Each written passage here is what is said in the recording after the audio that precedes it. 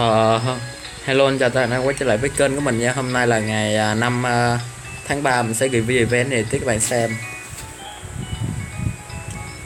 Ok, đi vào mê cung nha. Mê cung hôm nay có sương mù nha bạn. Sương mù lúc 6 giờ 23 phút đến 20 giờ 23 phút tối nha.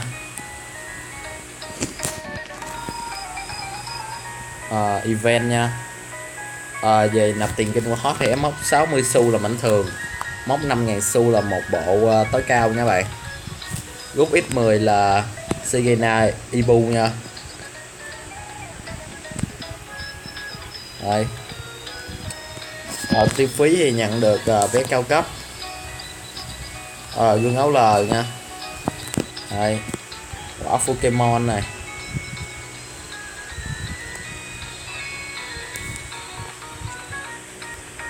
Đây là quà hot nha, mỗi ngày các bạn nạp 60 xu duy trì trong 5 ngày thì sẽ nhận được nha. Đây là quà trở về của mình này.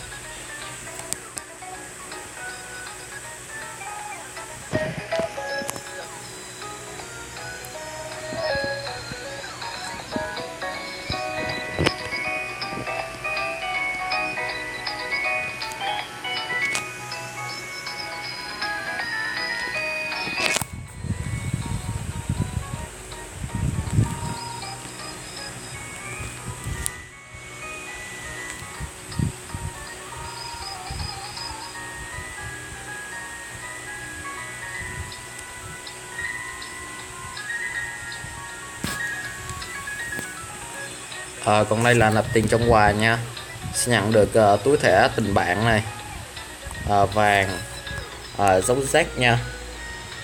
Đấy, rất là nhiều. Đặc biệt mốc 3.000 xu sẽ được lỗi Speed 5 này. Đây là một phục hồi tài nguyên nha, võ đài tí.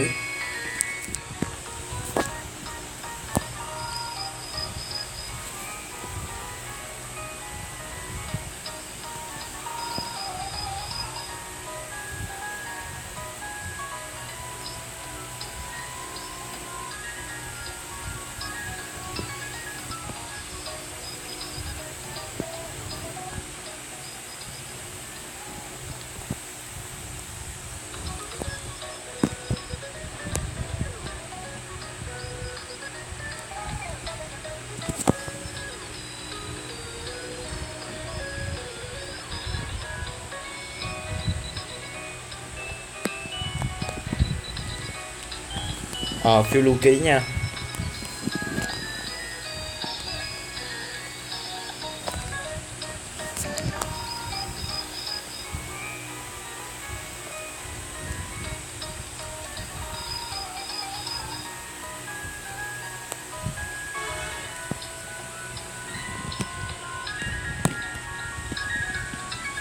Hay Gucha nè.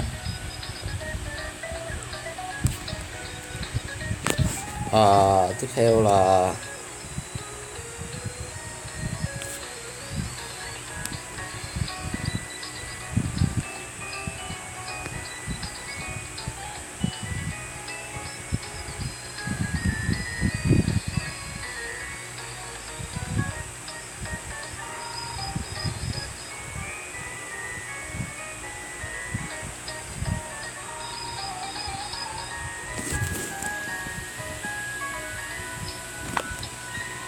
ok, vậy là hôm nay là ngày 5 tháng 3 mình đã review event này tiếp các bạn xem. Các bạn thích vô cho một like và share, đừng quên đăng ký kênh mình nha bạn.